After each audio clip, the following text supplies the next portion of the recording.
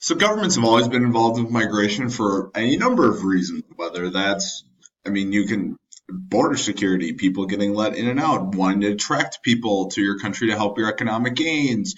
It's any number of reasons why, but government's always been involved.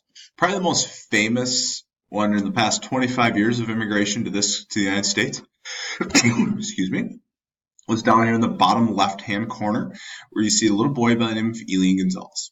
Elian Gonzalez was a 5-year-old from Cuba when he got to the United States.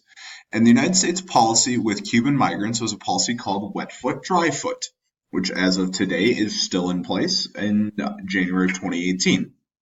The policy is pretty simple. So as migrants were leaving Cuba to come to the United States, if they were captured by U.S. government officials, here's what would happen. If the next step that the Cuban migrant would take was wet and in the ocean, they would be sent back to Cuba. If it was dry on land, they would be given amnesty and allowed to stay in the United States as refugees leaving political from political persecution. And so what we have here is Elian Gonzalez is a little boy. His mom died on the way, the treacherous journey between Cuba and the United States. And so his uncle, you can see holding him down there, took him in. But then the dad got wind of this down in Cuba and said, wait a second, I'm his dad. I should be able to have him. And so it got into a major tug of war between a parents' rights and the migration policy. And what ended up happening is President Bill Clinton decided he should be back in Cuba with his dad. And you can see there the federal, that was the FBI coming in to say, nope, you're going to go back to Cuba. And so, governments have done a lot of things to encourage migration over the years, whether that's giving people land, like we did in this country in the Homestead Act of 1862, when we gave people land in the western part of the country to basically be farmers. Guest workers, like what Germany and Turkey did, where 2-year program, hey, come in and work for us. And then a lot of them did end up staying, but they got people to work for them in the meantime. Family reunification. Family reunification is the fact that we historically, many places will give preference to, hey, if your family is here, and what family means is different depending on who you ask, you can to reunify your family, like Elian Gonzalez in that case, where Elian had to move back to Cuba.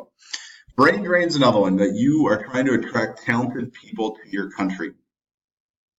So this is a map that shows this brain drain share of a country's nationals with a university education who live in a different country. So basically, the fact you're looking at smart people from these countries leave and go to a different country. Brain drain, smart people leaving. This is a look at India sending its scientists throughout the world that, yes, percentage of researchers in foreign countries, that the U.S. gets a ton of Indian researchers. China wasn't even included, but China gets some as well. Okay, so brain drain is being a part of it. Open borders is the next part, and this is what we see mainly in Europe. Oh, this is brain drain, rural to urban again in America, where basically, hey, people, where are people going? Oh, up to Seattle, technology. Silicon Valley, technology. You're looking at places where technology especially, but really anywhere. So young adults, they're going to places where there's economic benefits, those recent college grads moving to those places. Now let's look at Europe, the Schengen area, part of the EU, open borders. Once you are in a Schengen country, you can migrate throughout. Now, this has come under fire as more refugees has come in from the Middle East and from Northern and Sub-Saharan Africa, where now they might not. Then they've seen some temporary border controls put up there, meaning could be a number of things, whether it's a wall or some sort of restriction.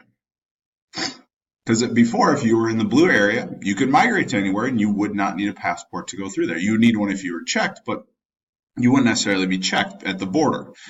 And so this has changed a little bit because of the refugee stuff and countries not wanting to let in certain refugees, which gets to what we see here, policies that don't encourage immigration. Educational standards, that you have to have a certain educational level to migrate. quotas, which we'll look at in a second, xenophobia, so basically discouraging outsiders that way, laws, and just not letting people in, desire for cultural homogeneity, that you want to keep your culture synonymous. So, like Germany has this one for sure, and we'll look at right wing parties for a little bit, or walls to discourage immigration. So, let's go to this. So, the US does have a history of doing a quota system. I mean, they've done the Chinese Exclusion Act. And I mean, you can see here a quota system. Nowadays, we take in a certain number of migrants based on a world standard, but there was a time it was a hemisphere standard. There was a time it was a country standard where you could only increase the number of migrants from a country by 2% in a given year. And when the country was already predominantly from Europe, well, that meant you could only basically accept European migrants in large numbers, and you couldn't accept people from elsewhere in large numbers, which led to cultural homogeneity. Okay, walls going up. The one wall I want to point out here. So you have walls throughout the world, whether that is, no, Great Wall of China is not a wall with migration in 2018. And you got here in Korea, you got North Korea on the other side. The U.S. and Mexico already does have a wall between it partially. It's definitely partially constructed. And you can just see where different walls are. Morocco has built one around Western Sahara. Some of the more famous ones are also here in Israel, where Israel has built walls working on Palestinian migrants and not letting Palestinians move throughout. Saudi Arabia has tried to build walls from Yemen and Oman. And you can also see there's planned walls.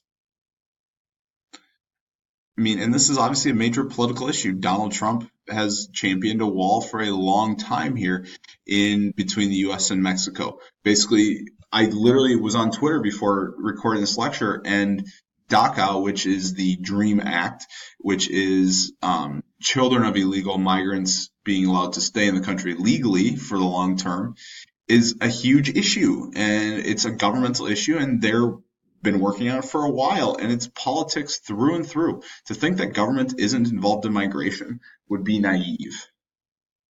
Okay, and also then you look at far right parties, and the rise of far right parties in Europe, basically saying no, we don't want migrants here. It's xenophobic belief that hey, we don't want people from the outside. We want cultural homogeneity. And just the rise in 2014 of this, and as a reaction to mainly Syrian migrants and migrants from Northern Africa wanting to escape that to go to Europe.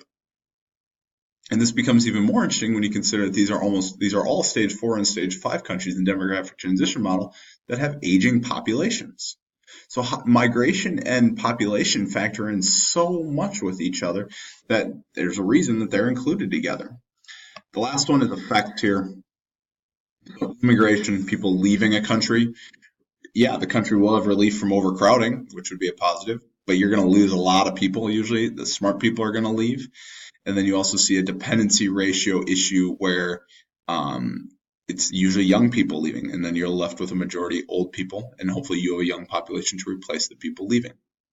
Effects of immigration, so people coming into the country, new cultural traditions, just of people being there, economic opportunities with jobs, remittances, and conflict. Conflict being what you see down here in both pictures, where there's conflict over should these migrants be there, should our refugees welcomed, and it's just you create, and there's economic benefits for the new place, but then there's also new conflicts because some people don't want them there. The last concept is remittances, where remittances are money that goes back to the country where they came from. There's brain drain, but let's do remittances. So there's just countries affected by the brain drain, and that people, critical shortages of doctors, because doctors leave almost all stage 2 countries. Let's go to remittances. So remittances are places. So you take money if, let's say, a male migrated to the United States and they're going to send money back to different places. So you can see here, sending money home, the United States sent $120 billion in remittances in 2011 back to different countries. And where does it go? It could go anywhere. Okay, you can see the United States sending to Mexico, sending to India, sending to Nigeria, to China, etc. Again, it's usually a stage 4 or 5 country sending money back to a stage 2 or 3 country. So governments are going to continually, this is going to be an issue moving forward. As stage 4 and stage 5 countries see more and more people migrate to them, how are countries going to handle it? Are they going to go open arms? Are they going to go closed off borders? Or are they going to do something in between? Are there going to be laws in place? It's a great question. Each country is going to answer that question individually, but it's going to continue to be an issue moving forward in the 21st century.